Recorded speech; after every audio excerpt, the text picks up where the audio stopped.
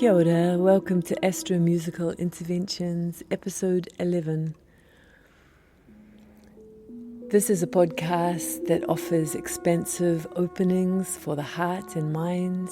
My name is Kāren Hunter, and I live in Tamaki Makaurau, Aotearoa, New Zealand.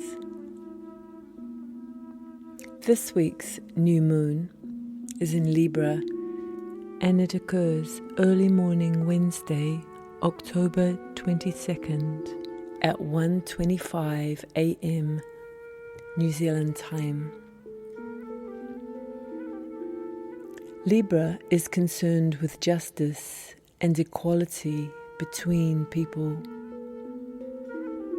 This is the only astrological archetype symbolized by something other than an animal, but as a set of scales, balancing an even load. Libra is ruled by the planet Venus and represents its harmonious social aspect. This love is one of beauty, kindness, ease, and grace in social situations. Libra notices when something or someone is out of balance and will take the opposing perspective in conversation or deed just to make sure that the issue is represented fairly. This is why sometimes we associate the Libran archetype with argumentativeness and indecisiveness. Libra is not looking for trouble. Libra is seeking to carefully weigh up the various options or positions and ensure each side is represented.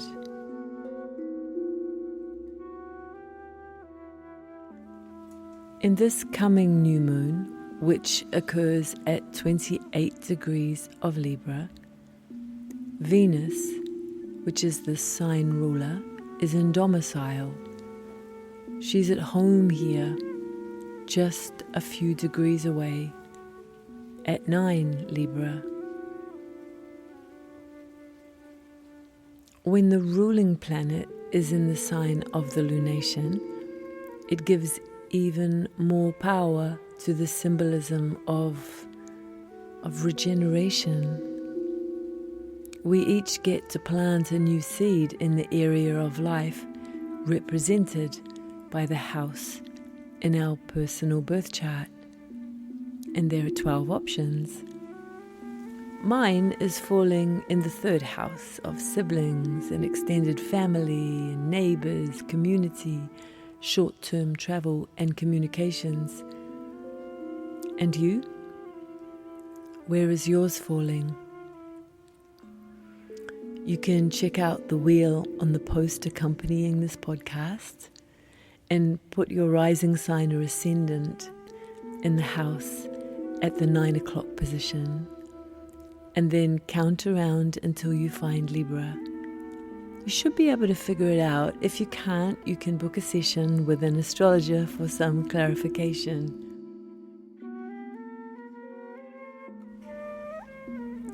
Okay, so here we have our conjunction of the sun and the moon, as they do on every new moon. What else is going on? You can see in the sign of the chart right next to them, if you have a chart to look at, that is. I'll put one in the post. But in Scorpio, Mars, Mercury, and Black Moon Lilith are forming a super tight stellium at 20 and 21 degrees. Mars is as powerful in Scorpio as Venus is in Libra. So, in addition to harmonious inclinations coming from Libra, we have some pretty assertive things going on in Scorpio. In Scorpio, Mars is sexy and emboldened to getting his way, This is Mars on a Harley. This is Mars in black leather. This is Mars making a play for whoever or whatever he wants, and he's not taking no for an answer. So Mars is all hot and heavy there with Mercury, the communicator, the messenger of the gods. Mercury is the closest planet to the Sun, orbiting our central star every 88 Earth days, but in all that time, only turning around twice. So Mercury burns hot on one side and cold on the other. Very, very hot and very, very cold. When Mercury is with Mars, it might be that there are some very heated communications bursting out all over the place. It could also mean that someone is really sitting back and not saying the thing, but waiting for the precise time to drop the mic.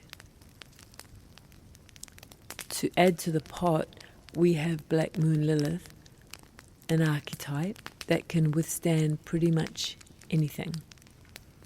She has been through pretty much every shame and blame game imaginable and has survived it all. She is fecund and protective.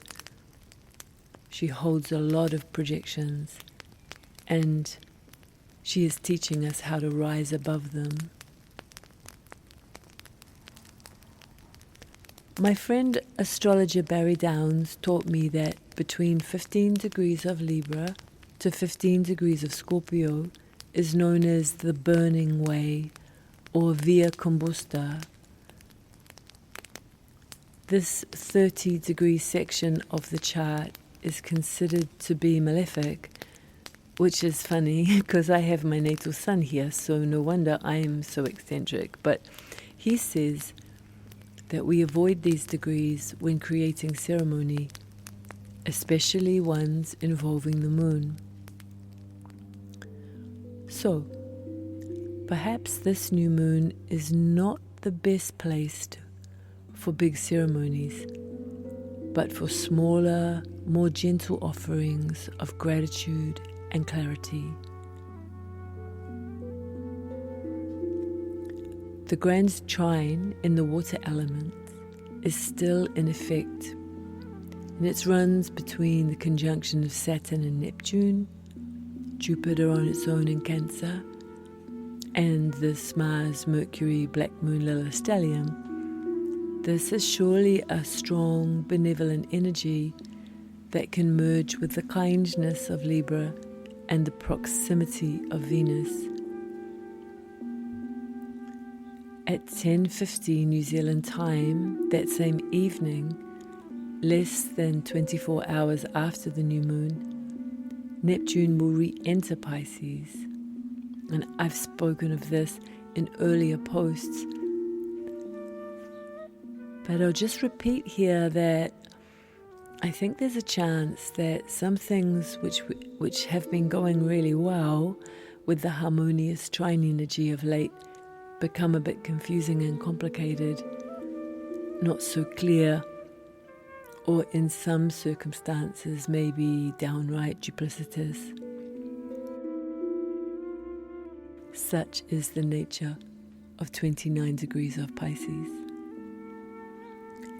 Neptune and Saturn are finishing up a very drawn-out dance in the last degrees of the dreamy world of Pisces. And this will be completed in February next year, when they will both burst into fiery Aries to unite on the world point of 0 Aries.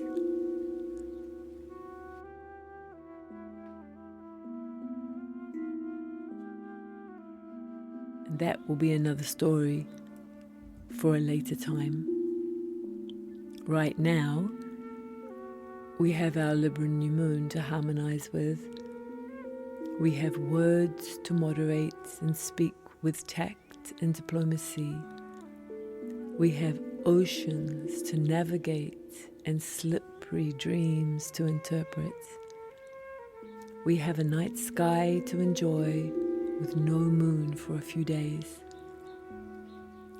And in that darkness, in that mystery, we may find we are more sensitive than we believed. Sensitive enough to feel the pulse of the earth and all her children, to remember the dreams of our youth, our parents' youth, our grandparents too. They who dreamed of world peace and freedom from tyranny. Perhaps we will hear their prayers and know them as our own.